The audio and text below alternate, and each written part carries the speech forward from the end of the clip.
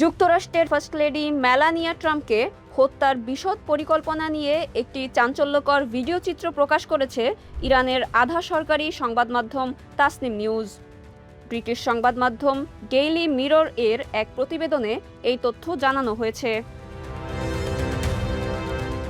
How to kill Melania Trump, কিভাবে Melania ট্রাম্পকে হত্যা করা যাবে শীর্ষক 2 মিনিটের ভিডিও চিত্রটির শেষ ভাগে মেলানিয়া ও ডোনাল্ড ট্রাম্পের ছেলে ব্যারন ট্রাম্পকেও সরাসরি হুমকির মুখে ফেলা হয়েছে।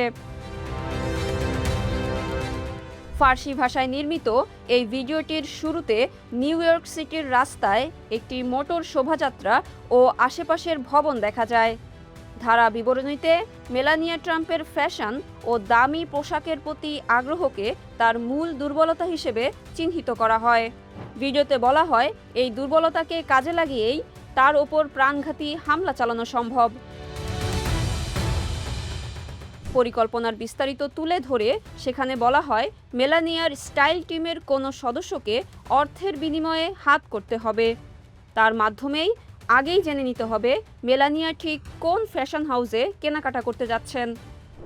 এরপর সেই নির্ধারিত পোশাকের ওপর VX নামক একটি মারাত্মক নার্ভ এজেন্ট ছিটিয়ে দেওয়ার পরিকল্পনা করা হয়। VX একটি গন্ধহীন তৈলাক্ত বিষাক্ত তরল, যার সংস্পর্শে এলে সর্বোচ্চ 18 ঘন্টা 30 মিনিটের মধ্যে আক্রান্ত ব্যক্তির মৃত্যু নিশ্চিত হয়।